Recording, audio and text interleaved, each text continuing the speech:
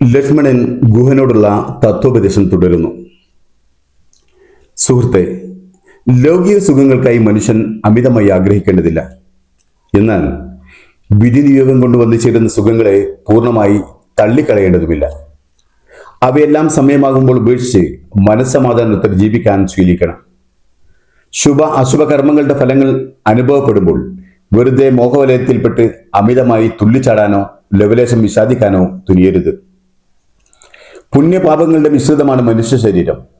അതുകൊണ്ട് തന്നെ സുഖവും ദുഃഖവും ശരീരത്തോടൊപ്പം തന്നെ ജനിക്കുന്നതാണ്. ഈ കർമ്മവിധിയെ മാറ്റാൻ മനുഷ്യർക്കോ ദേവന്മാർക്കോ അസുരന്മാർക്കോ പോലും സാധ്യമല്ല. ലോകത്തിൽ സുഖത്തിന് പിന്നാലെ ദുഃഖവും ദുഃഖത്തിന് പിന്നാലെ സുഖവും വരിക എന്നത് പ്രകൃതി നിയമമാണ്.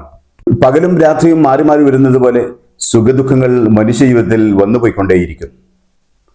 വെള്ളവും ചെളിയും എങ്ങനെയാണോ പരസ്പരം വേർതിരിക്കാനാവാത്ത വിധം കലർന്നു കിടക്കുന്നത്, അതുപോലെയാണ് ജീവിതത്തിൽ സുഖവും ദുഃഖവും. ദുഃഖങ്ങൾക്കിടയിൽ സുഖവും സുഖങ്ങൾക്കിടയിൽ ദുഃഖവും കലർന്നു വരും. ഈ പരമാർത്ഥം തിരിച്ചറിഞ്ഞ ജ്ഞാനികളായ ആളുകൾ ജീവിതത്തിൽ സന്തോഷം വരുമ്പോൾ അമിതമായി ആഹ്ലാദിക്കുകയോ കഷ്ടപ്പാടുകൾ വരുമ്പോൾ തളരുകയോ ചെയ്യാതെ എപ്പോഴും ധീരതയോടെ സമചിത്തത പാലിച്ച് ജീവിക്കുന്നു.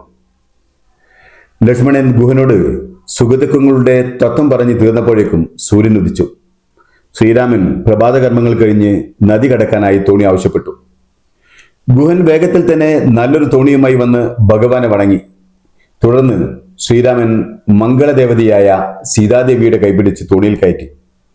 ഗുഹന്റെ കൈകളിൽ പിടിച്ച് ശ്രീരാമനും ആയുധങ്ങളുമായി ലക്ഷ്മണനും തോണിയിൽ കയറി. ഗുഹൻ അത്യന്തം ഭക്തിയോടും ആദരവോടും കൂടി തോണി തുഴഞ്ഞു. തോണി നദിയുടെ മധ്യത്തിലെത്തിയപ്പോൾ ഭക്തിയോടെ ജനകനന്ദിനിയായ സീത ഗംഗാദേവിയെ പ്രാർത്ഥിച്ചു. ശിവന്റെ തിരുമുടിയിൽ വസിക്കുന്നവളും ഹിമവാന്റെ മകളുമായ ഗംഗാദേവി ഭഗവതി, അങ്ങയ്ക്ക് നമസ്കാരം. ഞങ്ങളുടെ 14 വർഷത്തെ വനവാസം യാതൊരു ആപത്തുമില്ലാതെ പൂർത്തിയാക്കാൻ കാത്തുരക്ഷിക്കണമേ. വനവാസം കഴിഞ്ഞ് ഞങ്ങൾ സുരക്ഷിതരായി മടങ്ങി വരുമ്പോൾ അങ്ങേക്ക് യഥാവധി ബലിപൂജകൾ അർപ്പിച്ചേക്കാം. തോണി മറുകരയിലെത്തിയപ്പോൾ ഗുഹൻ ശ്രീരാമന്റെ പാദങ്ങളിൽ വീണ് നമസ്കരിച്ചു. സങ്കടത്തോടെ അവൻ അപേക്ഷിച്ചു, അല്ലയോ നാഥ, അടിയന് അങ്ങേ പിരിഞ്ഞ് ജീവിക്കാൻ സാധിക്കില്ല. കാട്ടിൽ അങ്ങേക്ക് കൂട്ടുവരാൻ എന്നെ അനുവദിച്ചില്ലെങ്കിൽ ഞാൻ എൻ്റെ പ്രാണൻ കളയും.